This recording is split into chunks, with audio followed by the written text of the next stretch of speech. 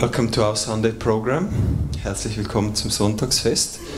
Versteht jemand kein Englisch? English? Good? Yeah.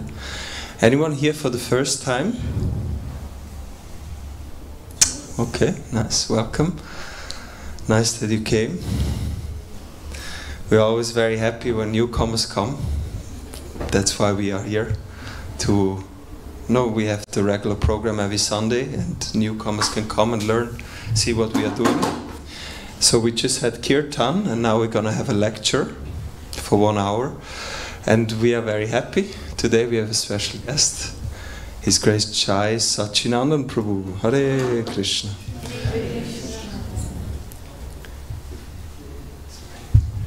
Just traveling around the last 30 years. Bored. So I just had to reconfirm. So I want to give you a brief introduction. Jaya Sacinandana Prabhu. Maybe some of you remember him. He has been staying in the temple 2 years ago for a few months actually, together with his wife Nityamanjari Mataji, who is also here today. Jaya Sacinandana Prabhu is originally from Yugoslavia, not existing anymore nowadays, Serbia or however, which country actually, Prabhu? Serbia or Bosnia? Or? We travel everywhere, so the last 30 years, so we are from everywhere basically. So he's traveling, and it's actually good because in our whole process we try to get free from these upadis, these false designations. I'm a man, I'm a woman, I'm old, I'm young, I'm a Yugoslavian, I'm a Swiss. So Jaya Sacinandana Prabhu, he's traveling with his wife these days, and he's staying for a few days here in Zurich, kindly, and sharing his knowledge. And today we'll speak about sacred space. Sacred space. Hare Krishna. Hare Krishna, thank you. Willst du ein bisschen singen? 5 Minuten, ja, 5 Minuten.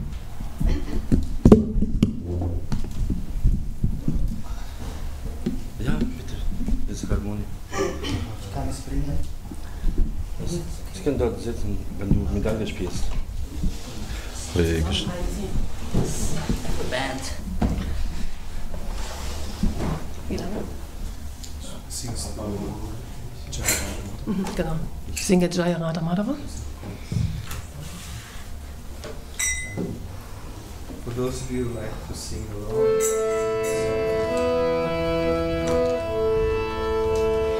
Jaya Radha Madhava Kunja Bihari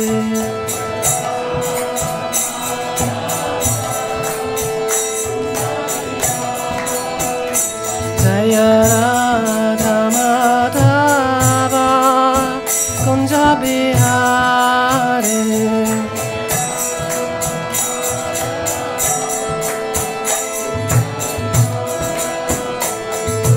Gopi Jana Vallabha Girivaradhari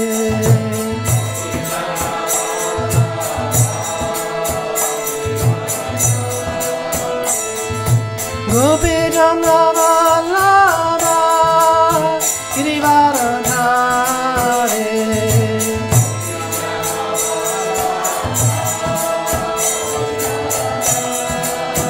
Yashodanandana Braja Jana Ranjana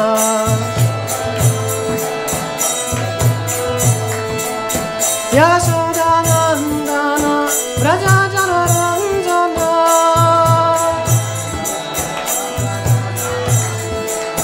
Yashodanandana Braja Jana Ranjana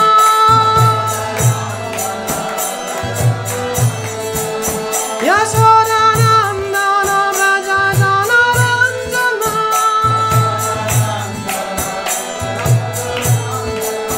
Yamuna Tira Vanachari Yamuna Tira Vanachari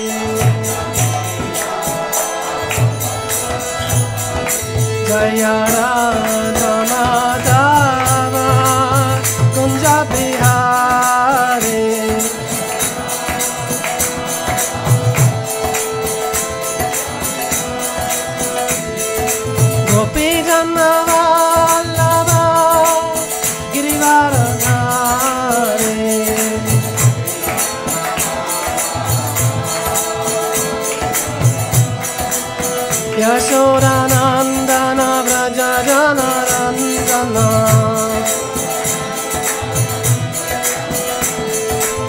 Yamuna tera Nachare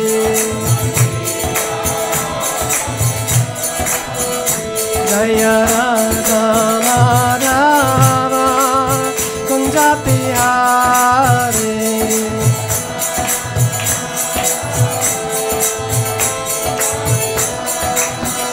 Hare Krishna, Hare Krishna, Krishna Krishna, Hare Hare, Hare Rama,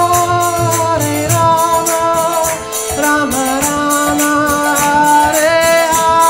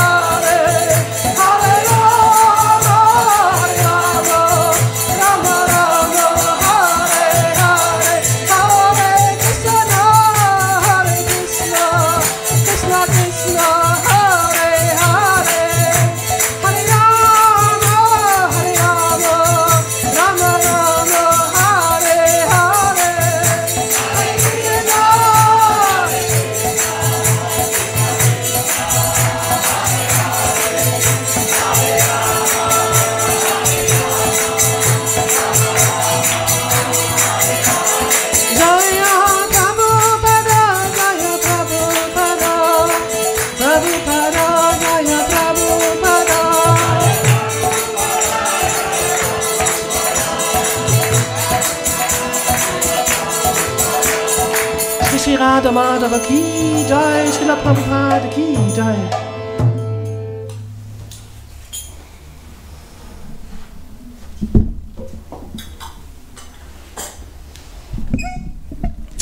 Hare Krishna.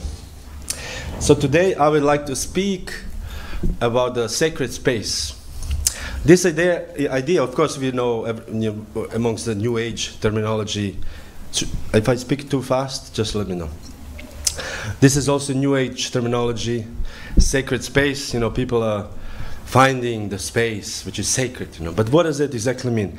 My idea came from one French philosopher called Michel Foucault. He was prominent in the 60s, and he wrote one article just called Other Spaces. And this was very interesting to me because he described these other spaces as these spaces have a curious property of being in a relation with other places, but in such a way to neutralize or invert the set of relationship as normal spaces. So inverting or neutralizing the spaces. As we think, for example, this is a normal space as we see it every day, but somehow this space neutralizes or inverts somehow this space. So, of course, he goes into much more details, describing different things, but from our Krishna conscious point of view, from, you can say, spirituality point of view, I thought I can, in the beginning, describe what a sacred space is, or what is the other space, what these other spaces are. For example, we have other spaces, like most prominent nowadays, the most watched of all times is football, soccer.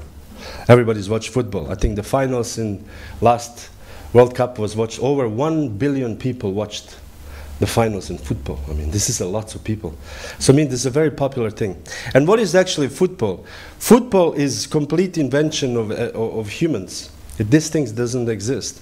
You know, there was in the beginning, the history of football, there was two groups of students, and there was the basket, and they said, okay, let's kick in the basket, you know, some ball made of leather, you know. So this is how it started. So then they said, oh, let's limit the space because we run all over the field. So they made a limit of the space, and so much so they developed that today we have a very strict FIFA rules, or whatever the company is, FIFA, or I don't know. The field has to be 110 meters, you know, line has to be 12 centimeters, you know, it cannot be 11, it has to be 12, you know, and the elf meter has to be exactly 10.58, exactly, these are like proper rules. You know, all these different rules for actually things which does not exist, which is a football game. So, meaning that this space which they created for them, the football fans, as sacred space, is actually as its own rules. You know, if you kick somebody in the leg, you get yellow card, and second time you get a red card. So they have invented the rules, they have invented the boundaries, and they have invented what is supposed to happen in this. And only this can happen. You cannot have half of the field, a basketball field, and half of his football field. There's only one particular thing is happening. So I thought that would be interesting for us as attempting spiritualists to actually see what is my sacred space, you know. My sacred space is a space where we have boundaries and certain rules, and there's only spiritual thing going on in this particular space. So in my own humble attempt, when I was very young, to become a spiritualist, my first sacred space was a drawer, you know. Because I received the book Srimad Bhagavatam, and not proud to say it, but I was reading while I was going to the bathroom. Because, you know, literature, read in the bathroom, at that time was very popular. We just read, you know, you sit in the bathroom, you read. I have a book for the bathroom, book for the living room, and so on, different books. So somebody gave me Srimad Bhagavatam, and I thought, you know, this is not an interesting book, but I have something to read in the bathroom, you know. So I was reading in the bathroom, Srimad Bhagavatam Puranam Amalam Yad Vaishnavanam Priyam, the sacred spiritual book. And that was very interesting, you know. I was thinking, wow, this is interesting book. And slowly I finished the book in several sittings, you can say. And then I thought, oh, wow, I should read this book once again because it's very good, you know. Kapila Dev, teachings of Lord Kapila Dev, very interesting. Varaha Dev, you know, the boar incarnation, that was very amazing. So I was reading this again, and the more I read, the more I realized, wow, this is actually a very serious book. And I should respect this book. I should not keep it in the bar. I did not know anything. I did not know of the existence of devotees or ISKCON or anything. I just read it. And the more I read the third time. And the third time I read, I started following the things which was written in the book. It said one should follow the regulative principles, give up meat eating, intoxication, gambling, and so on. So I gave up these things just by reading the book. And then I thought, this is actually a very sacred book. I should not keep it in my horrible room. My room was very horrible.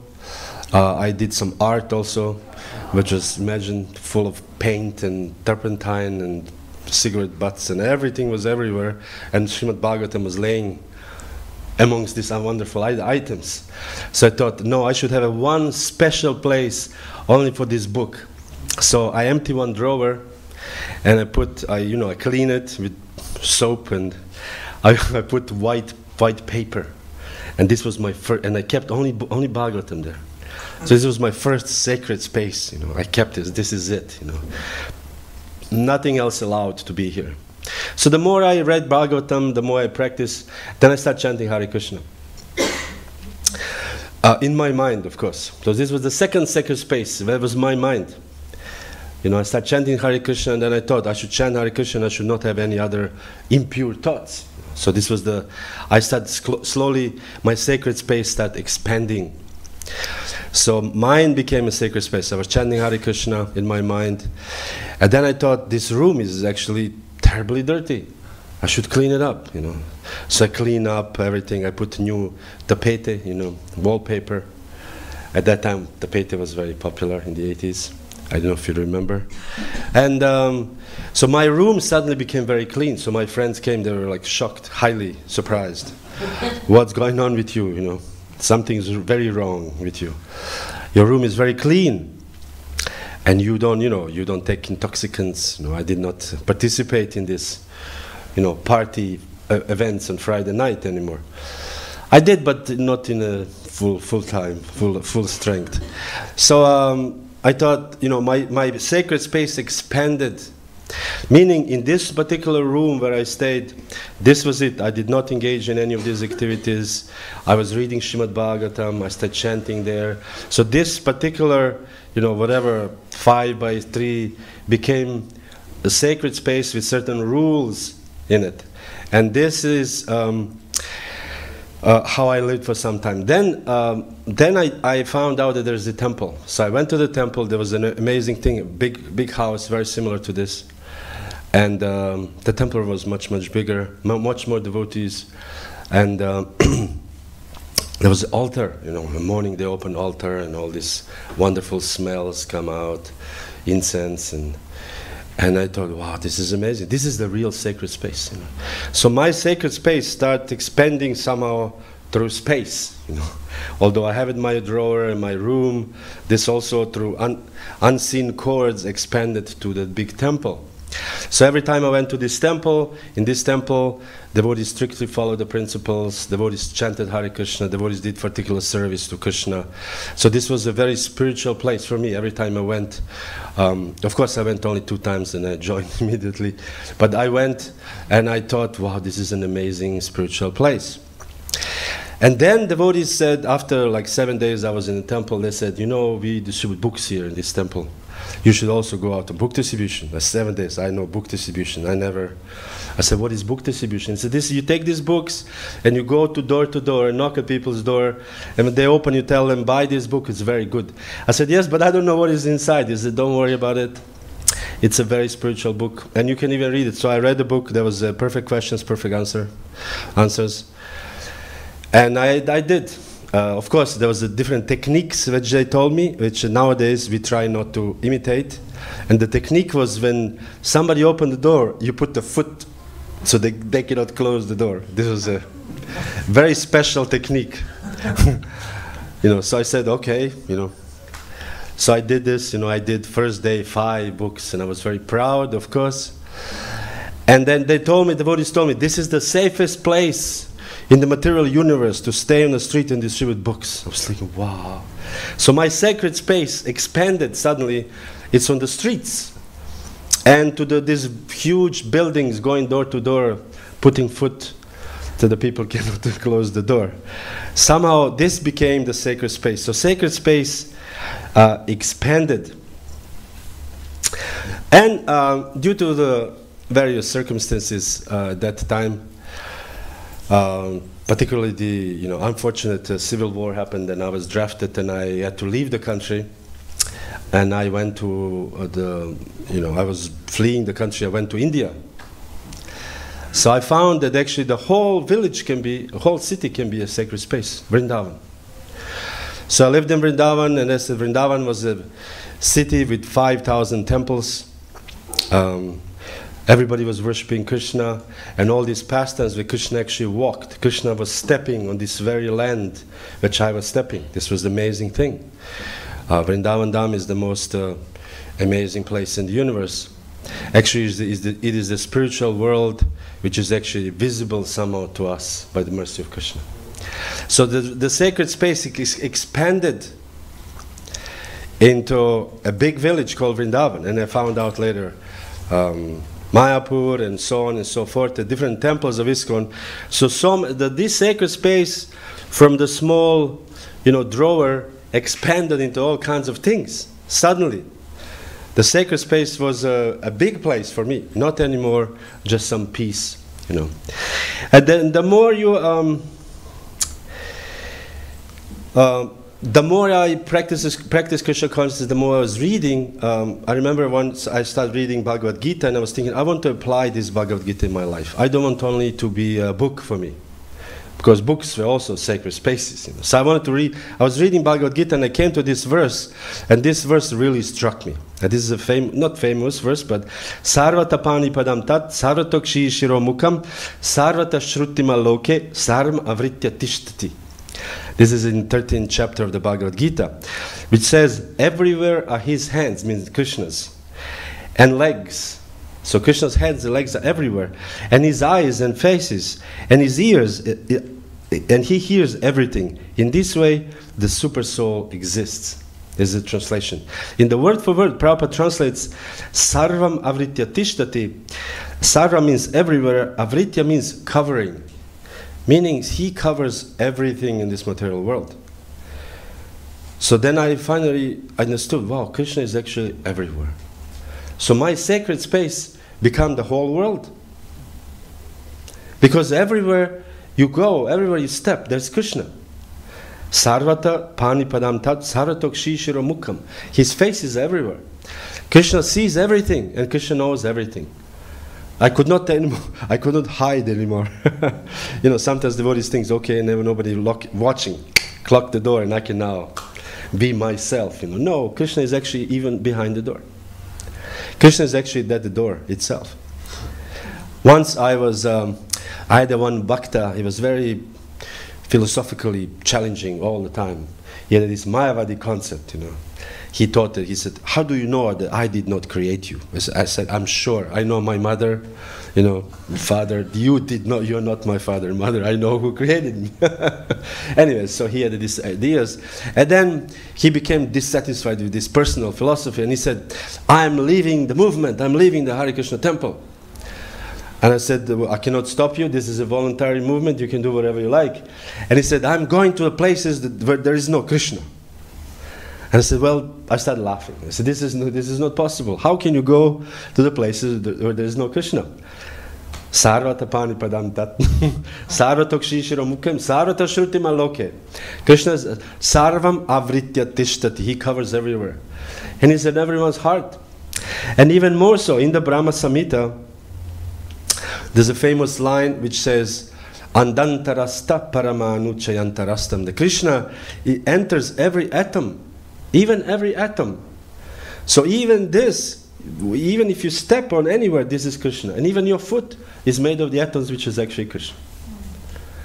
And he was like, okay, maybe I'll stay. He actually stayed. He received initiation and everything for later. But the point was this, that our sacred space expands to the whole world, because actually sacred space is sacred as much as our understanding of Krishna is. So in the beginning, my small understanding was that, I should not read the Bhagavatam in the toilet. So this was my understanding of Krishna consciousness, But as I progressed more in the knowledge, meaning not that I personally progressed, but the point is that I gathered more knowledge, simply, as Bhagavatam, Srimad Bhagavatam, Bhagavad Gita, and by practicing, you actually understand much more things. It is explained. You understand that this whole world is nothing but Krishna. When Srila Prabhupada, His Divine Grace, A.C. Bhaktivedanta Swami Prabhupada, was leaving his body, this physical form, sadhaka body in Vrindavan, he was laying in the last moment of his life, and he said these very famous words: everything in moving and non-moving is nothing but Krishna. Non-moving also, not only moving, non-moving. And this consciousness is called Krishna consciousness. And this is a very deep and subject matter. We read the other day the story of Rahugana, Maharaj Rahugana and Jada Bharat in Srimad Bhagavatam 5th canto, where Jada Bharat explained to Maharaj Rahugana, you think you are the king, and you think I'm your subject, or you think this is a palanquin. But actually these are just different arrangements of the material elements. And Maharaj Rahugana was shocked. Oops, how is this possible? We think somehow that we are kings. We think that we are a person, I am working, or I am depressed, or I'm happy, or I live in Zurich, or I live whatever, I'm from Sri Lanka, whatever your story or my story is. But in reality, this is just a rearrangement of the material elements, philosophically looking. At the same time, Jada Bharat told Maharaj Rahugana, at the same time, although this is true, at the same time you are creating pain to these people who carry you, and he chastising them. So this is a very interesting paradox, you can say. In one sense, we understand that we are the material elements, the body at least is a material element, as according to the Bhagavad Gita.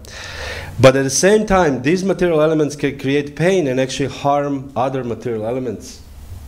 This is an interesting concept. And that's why Krishna consciousness is a little more difficult to understand, because it's a little more philosophical. But once we understand this, it's because it's an intricate thing. Material world is a very intricate thing. What to speak of the spiritual world?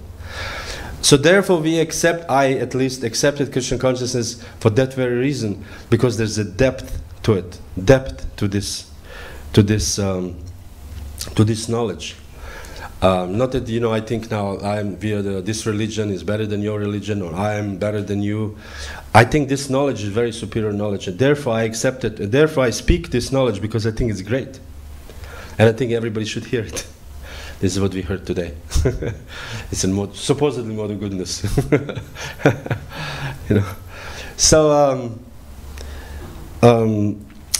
this sacred space somehow actually always exists. We just don't understand what sacred space is. So this was my realization, that I think I create sacred space, but actually everything is already sacred, because Krishna's material energy is part of his divine energy, Daivi Prakriti. This is a divine energy of Krishna. Another interesting point is here. This is now becoming a little more intricate and more interesting. Okay, I understand this whole universe is Krishna's energy. Everything is Krishna. Everything is Krishna's energy. But then, worshipping Lord Krishna's lotus feet is also a sacred space. So, Govinda, the Supreme Personality of Godhead, is described as Tirthapad. Srila Prabhupada says in one purport. Tirtha means sanctified place, and Pada means the lotus feet of the Lord. So the lotus feet of the Lord is also a sanctified place, is actually a sacred place. And Srila Prabhupada says, what does it mean, Tirthapad? What does it mean that devotees, approaching lotus feet of Krishna? That means that devotee accepts that devotee is a servant of Krishna and offers service to the lotus feet of Krishna. So therefore, the service to the Lord is actually a sacred space itself. So we are now, you can say, getting out of the material whole universe and everything, and the sacred space becomes the actual service to Krishna, because the lotus feet of Krishna are purifying everything. So this is the, you can say, further expansion of the sacred space. Interestingly, today I actually gave Tamil class also, and one devotee after the class, he asked me, because I was speaking about Lord Balaram was sent by Krishna to go to Vrindavan, and how he greeted the gopis, how he tried to console the gopis. And after the class, this devotee asked me, did you ever meet a devotee who actually reminds you on Krishna? Not a devotee, but when you met this devotee, you immediately kind of like felt the presence of Krishna. And I said, yes, actually just recently we came from one place, and I met a devotee who actually I felt that he carries Krishna. Not that he still carries Krishna on his back, but he actually carries Krishna in his heart. So this is the last, you can say, point I wanted to say. The devotee himself has so much faith and so much absorption in Krishna that a person becomes a sacred space himself or herself.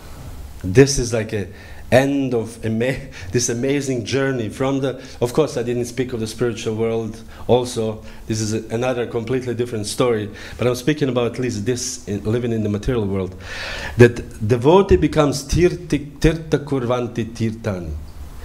That devotee becomes actually a place of pilgrimage, a devotee, a person. Imagine.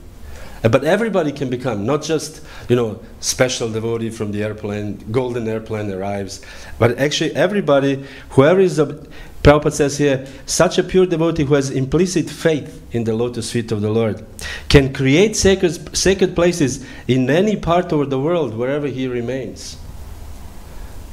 This is something amazing, that each devotee of us can actually, if you have implicit faith in Krishna, can actually become a sacred space ourselves. This is a Wahnsinn, as they say in German. I don't know, in Schweizerdeutsch maybe different. But the Prabhupada, for example, he came to this most terrible, filthy 2nd Avenue at that time, or New York.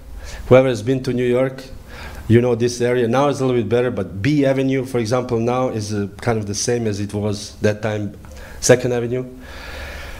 Not the best place. And Prabhupada created sacred place in this storefront, in a storefront. Imagine. Now we glorifying 2nd Avenue, matchless gift, but this is just a regular dirty storefront. And Srila Prabhupada created a sacred space there, because he was himself a sacred space. When Srila Prabhupada was in the beginning, he would, because they were very poor, the devotees were poor, Prabhupada was very poor in the very beginning, in the 60s, it is described, that Prabhupada would take one apple and cut in many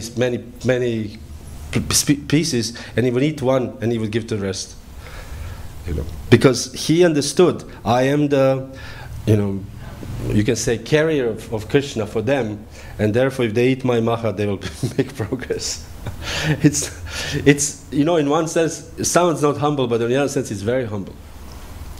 Actually, that you, although you know that you are just a servant to Krishna, for the service of Krishna, he did all this amazing thing. Prabhupada says here, the place sanctified due to the presence of a pure devotee, any place automatically becomes a place of pilgrimage. If the pure devotee resides there, becomes a place of pilgrimage. So therefore this temple here is a place of pilgrimage. It's amazing. House which was for 50 years ago, some other people are living here, now suddenly this is a place of pilgrimage. We have all these people come in, bring in whatever fruit, they're offering gifts to the Lord, because this place has become place of pilgrimage. Prabhupada says,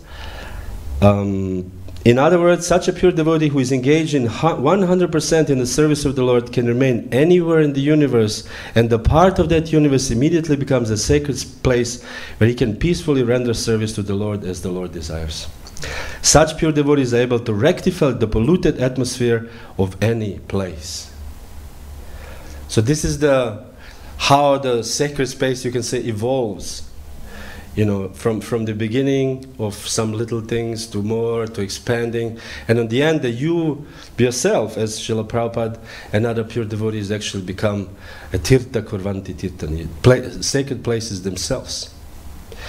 So we should try to understand this and try to understand what kind of actually weight every spiritual aspirant, you can say, in the International Society for Krishna Consciousness has to actually become a carrier of Krishna.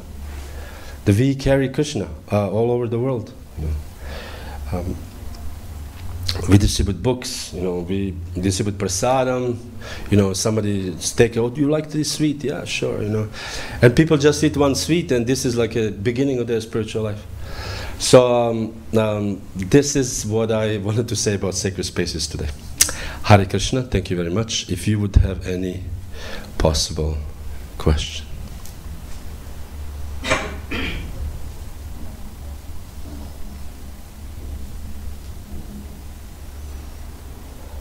Yes. Thanks a lot, Prabhu, for the wonderful talk. I just have I don't know whether it's a silly question. You said that you read Bhagavatam initial stages, right, during your initial stage. Yes. And which chapter actually inspired you to read once again, and what has motivated you to read again and again? Thank you. I do not remember exactly chapters. I just remember the teaching of the Lord Kapila was very, in general, about devotional service was very impressing on me. But the most impressing was Varahadev. Varahadev was very impressive to me. The boar incarnation, wow, I liked it so much. The conversation between Varahadev and Hiranyaksha, but they offend each other. Where Hiranyaksha said, "You amphibious beast," you know. And Varahadev said, "We, the forest animals, killed dogs like you." And how Varahadev, you know, he was in his hoofs. Varahadev, in the beginning, they were fighting with clubs. Hiranyaksha and Varahadev, they were fighting with clubs. So Varahadev hit the club of Hiranyaksha, and he dropped, you know, because his hit was very strong. So his club fell off. And Varahadev did not, you know, now I'm to kill you, no. Varahadev actually respected. He said, no, he dropped the club also. So he said, well, let's fight like men, you know, although Varahadev was a boar. So they were fighting fist to fist, Varahadev with his hoofs. And so Varahadev, on the end, he hit him here with the ear. This is everybody who knows a little bit of a martial art. I'm not an expert, but this is a 100% sure knockout here. Under the ear is like 100% knockout. So Varahadev with his hoof hit him here and he died, you know. And I thought, wow, this is so much. I read this over and over again. So this was very inspiring to me that the Lord can assume such a wonderful form as Varahadev. And the second of all, really the philosophy, the Sankhya philosophy of Kapila Dev was very attractive to me. I didn't understand, of course, anything, probably. But it was very, for me, devotional service is explaining the importance of devotional service, the aspects of devotional service. I liked it very much. So these two things are most impressive to me. And the books I got was completely accidental. I did not buy them. A friend of mine, he said, my mother bought 2 books. There was like, I think, 2 or 3, I'm not sure which, third canto, but which parts, I think. And he said, I have these books, I try to read them, they're very boring, and there's some names, and I don't understand, but you like to read these weird books, here's for you. And I started reading, that's how I got in touch. I did not read Bhagavad Gita, you know, and so I think I joined by the grace of Varahadev and Kapila Dev. So, Hare Krishna. Thank you for asking. Anything else? Yes, Mataji. Thank you so much. Jaya Sacinandana Prabhu was a very inspiring talk, as always. I'm always very inspired by your lectures. I have a question. You mentioned that this space is all sacred, as long as we are aware of it, as long as we understand it, as long as we are Krishna conscious. So yes. My question is, how can I stay always aware that this is a sacred space, and how can I always stay Krishna conscious, even in challenging situations where Maya is so powerful? Today, I don't know, today or yesterday was a Verscheidingsdag. Can you say Verscheidingsdag? Disappearance day of Vamshidas Babaji. And I read this book of Bhakti Vikas Maharaj many, many times, and this is so inspiring to me. The Vamshidas Babaji was actually completely, he was the personification of the sacred space. Everything was sacred for him. When Vamshidas Babaji would see the train coming, at that time the Indian trains with this, the steam coming, he said, oh, Agasura is coming. He would see the pastimes of Krishna. Or they would walk by the telephone lines, telephone lines. He said, do these lines lead to Govardhan? So he would see Krishna everywhere. Or a goat would eat some grass, and he was like, no, you eating tulsi. So they were asking, there's no goat, tulsi, there's no tulsi, goat is here. And he said, no, this goat is eating tulsi in Radha Raman temple. So devotees went to the phone at that time, they called Radha Raman temple and says, yeah, goat today ate the tulsi. So he was very absorbed, constantly absorbed in Krishna and Krishna's pastimes. He did not know, he was accidentally in this material world. So this is the goal, you can say, at the end of our lives. But in between, before we do this is the highest stage, Uttamadhikari. But our movement is the movement of Madhyamadhikaris, not Kanishta-adhikaris, but Madhyamadhikaris. So we have to just behave like Madhyamadhikaris. Madhyamadhikaris means intermediate devotees. Intermediate devotees knows who are the devotees, who are the envious, who are the innocent, and he avoids the envious, he helps the innocent, and he's making friends with devotees. And this is the Madhyamadhikari. And how to be always Krishna conscious is, I heard this long time ago, very good advice.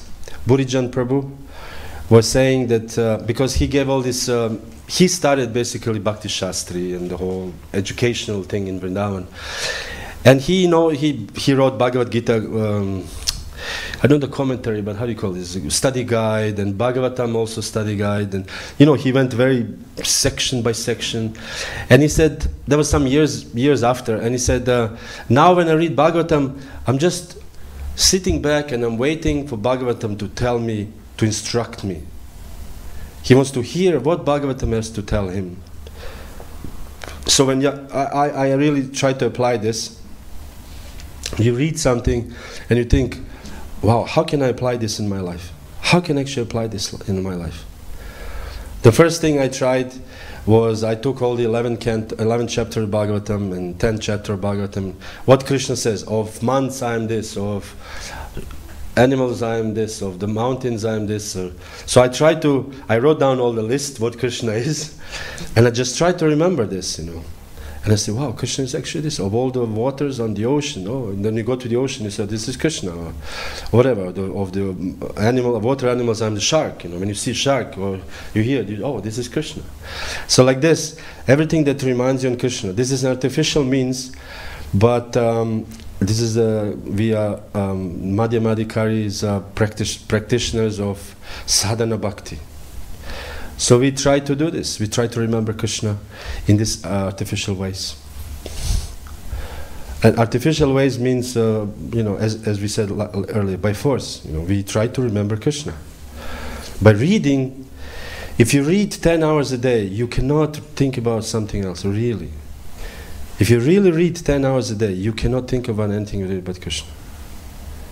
This is a fact. So the more you apply, in anything else, as I was saying the other day, if you sit on a computer 10 hours, then you close your eyes, you see just divine light, that's all you can see, the computer, divine light. But if you read, imagine you read 10 hours, pastimes of Krishna, what can you remember? You remember, oh, Krishna was tightening his belt and jumped into the water, and you see the water, you remember, oh, this is Krishna.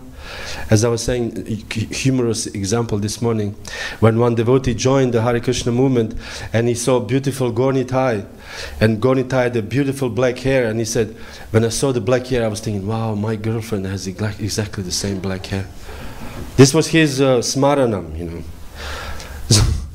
But should be the other way around. When we see a beautiful girl with black hair, we say, oh, Krishna actually. If she has a curly hair, we say, oh, Krishna has such a beautiful curly hair. It should be actually the other way around. But this was his smaranam, you know. So we try to, it's like there's a program, computer program called garbage in, garbage out, you know. This is a famous, everybody knows this. Anybody, IT people here. Whatever you put in computer, this will come, it cannot come out anything else. If you put garbage.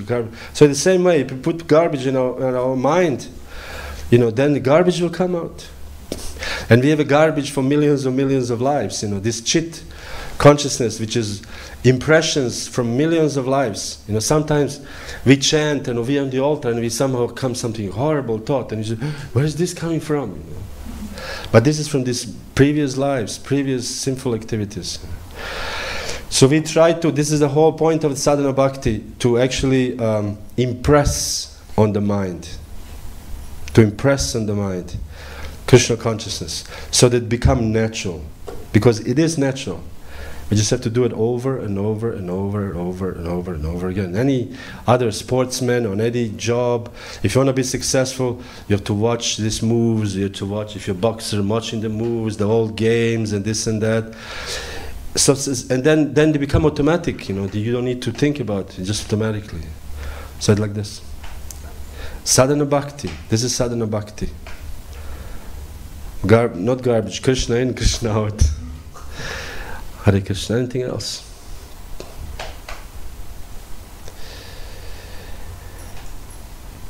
So extending to Mataji's question. Yes.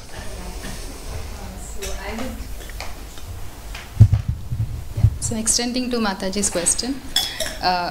So how, means what is that practice, I mean to say, because you have an experience of Krishna consciousness, that you are living in Krishna consciousness in so many years. So what is that one practice do you advise us that we should follow it before we go to sleep? Because that is the time where, you know, it is like we go into their subconscious, and so what is that one practice that we do and we, I guess, maybe we are elevated towards Krishna consciousness more? You know, of course, we have a Shravanam, Kirtanam, Vishnu Smaranam. Chanting, of course, is very important. But everything is actually very important. But chanting is very important, in the morning particularly. But in the evening, my, you can say, suggestion or experience is reading. Krishna book. Pastimes of Krishna, not heavy philosophy. Unless you are a heavy philosopher yourself, you know, then you feel challenged to read at 9 o'clock in the evening some Sankhya philosophy, you know, material elements, and you know, I don't think anybody can do this, you know, unless you are very, you know, strong, whatever. Usually pastimes of Krishna. Krishna, you know, put hand in the mouth of Keshi, demon, and become hot rod, and you think like, wow, this is so amazing. How Krishna has done this, you know. Although you have heard it hundreds of times, you still think like, wow, how can you do this?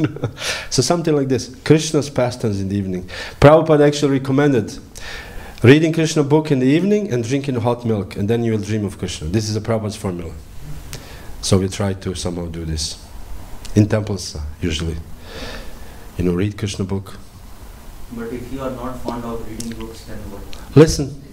There's a YouTube, you know, YouTube everywhere. Everybody has a YouTube nowadays, internet connection. You know, there's I can even tell you, Amala Bhakta Das, Krishna book. You know, whole Krishna book, and very dramatically narrated. It's so ecstatic, we're listening all the time. And then there's music.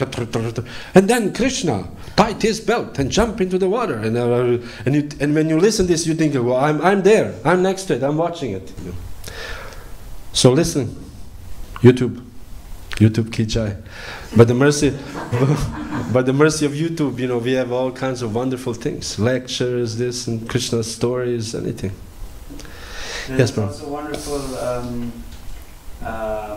reading from Srimad Bhagavatam by the devotees in Vrindavan that completes the whole Srimad Bhagavatam. Yeah, all kinds of great things. Yeah, so YouTube. Really fast, you can Everything is there. Is that satisfying to you, Mataji? Reading in the evening, you know. Yeah, yes. Because it's also good to hear Prabhupada's word, what Prabhupada said also, you know. Anything else? So thank you very much for your attention, for your kindness, and now we will be going to the next stage, which will be announced. Jaya Sacinandana Prabhu ki Jai. Thank you, Prabhu, for the lecture. There's just a few announcements before we take prasadam. There will be vegetarian food in the garden served to all of you. Next Sunday, we are celebrating Julan Yatra. Who doesn't know what is Julan Yatra? Okay, so we heard about Vrindavan. That's the place where Krishna lives, and he performs many activities there. And one of the activities is that Radha and Krishna, at this time in the year, they will, all the devotees will place them on a swing, and then the devotees can swing them. So this will happen here in the temple room on Sunday. And it's actually special because His Grace Madhava Prabhu will be coming. Most of you know him. He's a very popular kirtaniya in our movement.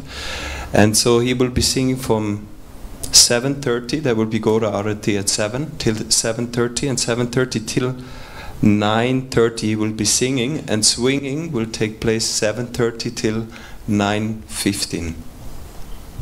So please come. Bring your friends, all your family members, and you can take part. You can actually swing. The deities of Radha Gopinath will come. So that's the first thing. And then a little bit more ahead, on the 7th of September, I don't know who has seen in the vitrine outside, we'll be celebrating Krishna Janmashtami. Hari Bol. So that will be on a Thursday. And if you want to know the full detailed program, you can see it in the vitrine outside. But especially what I would like to inform you about, there is ample opportunity for sponsoring. Because it's a big festival. We have in the backyard, we're going to, just here, we have a stage program, cultural program with dance, music. And here will be a huge program the whole afternoon, evening. And so it means a lot of expenses. And we request all the devotees, the visitors, to please contribute. And also in the vitrine you see a list of items which can be sponsored.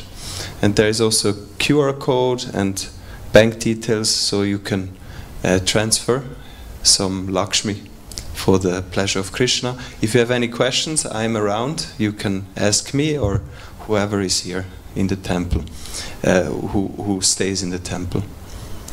Yes, so that's the upcoming program next week, and then on the 7th of September. And now we have prasadam, vegetarian feast outside. You're all welcome, invited. And then at 6:15 in here, if you would like to learn how to chant, to meditate on prayer beads, somebody will be instructing you. You can learn. And then 7 we have Gora Arati, and 8 Kirtan till 9:30. Thank you again, Jaya Sacinandana Prabhu, for visiting. Hope to see you again. He's actually leaving tomorrow with his wife, and hopefully will come again soon. And thank all of you for coming today. It's a very hot weather. Most of people are swimming, but you came here, so that's very nice. Thank you so much. Hare Krishna.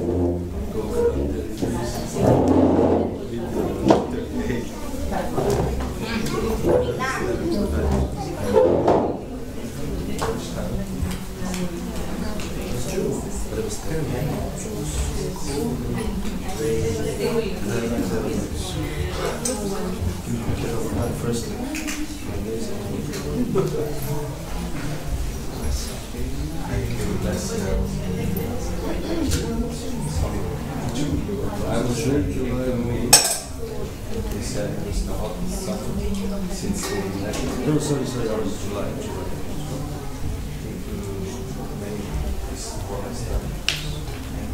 First I was in March. So I don't mind sweating. I mean, my approach is sweating away. I don't have my joints, you know. I can't love this.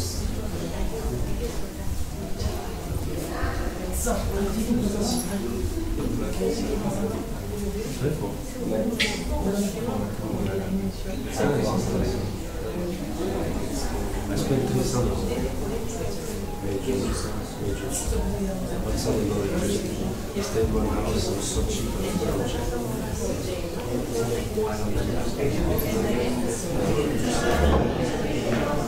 No, there was a third village over there. You said you escaped. But I joined it because it was part of the summertime we went to the collection. Hey, no,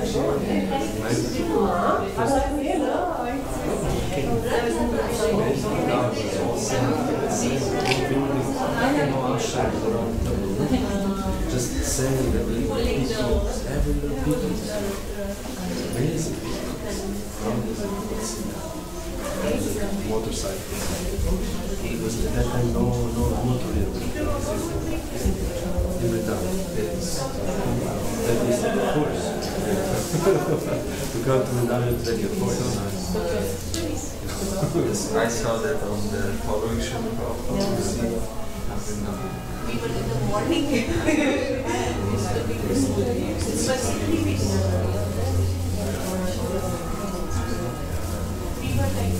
At least I saw some at least some group of some Somalians saw the same. Now I was building this palace, they look at the stone and they just don't know a bunch of Tapalis and copying and big things.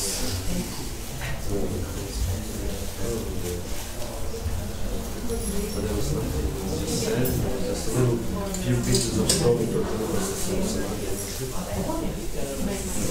no walls,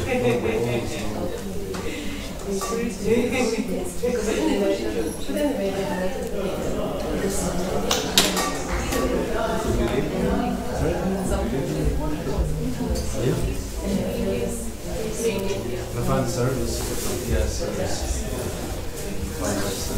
Actually, I think that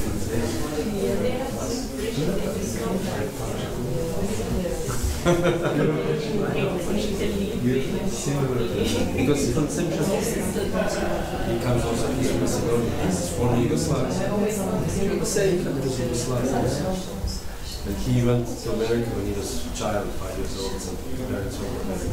So he grew up in America, he's American, but he's actually he's Yugoslavian. It's the same thing, body. He was a big collector in Miami. He was doing lots of collecting hats. Some of them selling hats in America. He was collecting hats.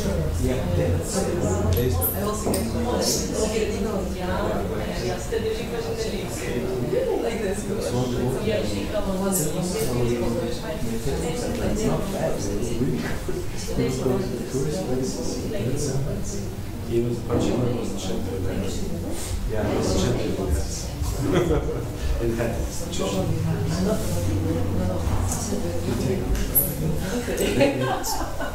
I didn't overdo it. I want to try this one. You're going to the room? Yeah. Thank you very much. Thank you so much for beautiful work.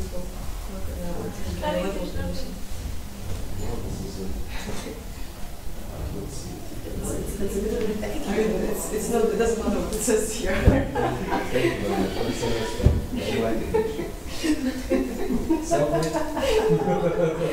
What do you want back? No. Many hours of stitching. Personally. The last 10 years she was stitching. She waited for the moment. Whom can I give it? No, thank you so much. I'm so glad you're here. Huh? You're going to oh, who knows? Next time we might come very nice. And I hope by the time you come to so. I mean, you anyway come to the festival. Yes, okay, great. I hope so very much.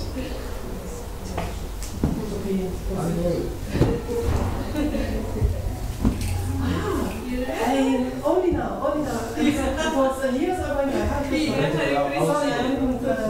but you look pretty. That's more shy. But really, yeah, it's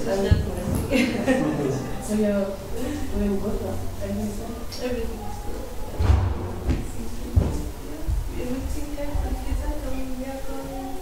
We are visiting you, we are especially when we the program,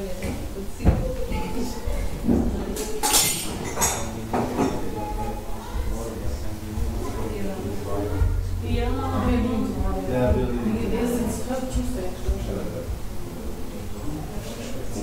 oh wow. Das ist Hasana, oder? Ja. Hasana. Ah ja, okay, thank you. Das ist I think this is not music, this is music. And we got your lecture, it was very motivating, inspiring, very nice. I think like last time and now is like your voice and your way of speaking has changed a lot. I trained him. Oh, I see. Sorry, because of my behind every successful man there is a woman. Doesn't like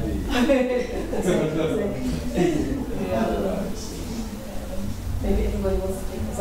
Yes. Otherwise, it will be in the last. I think we're giving the opportunity to probably hear yes, she's very powerful. Should I bring this to the room for you? I'll bring it. Then go on. Okay, we'll see us there. Yeah. Beautiful. No, come out in the fresh air. Yes.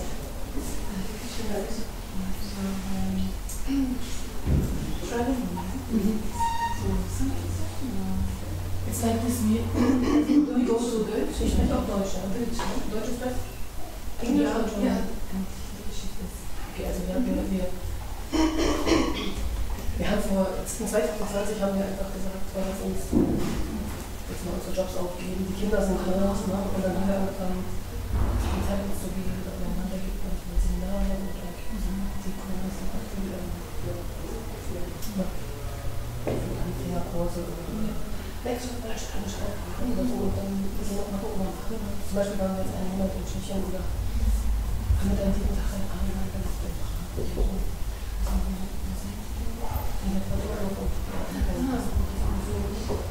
Vorher waren wir in Leipzig mit Süddeutsch. Vor 2 Jahren, aber du hast nicht. Doch. Wir waren vor 2,5 Jahren, also vor 3 Jahren. Wir sind 2020 im September. Das sind 6 Monate Berlin. Bis März 2021 oder so. Sind wir weitergegangen. Wir waren jeweils, es war so ein Lockdown bis Heim. Da waren wir hier länger.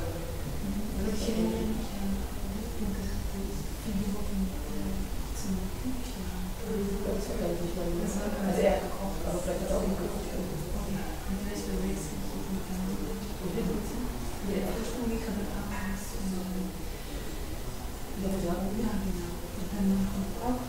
Ja, also schon 30 Jahre nicht mehr. Ja, meine Mutter ist schon 27.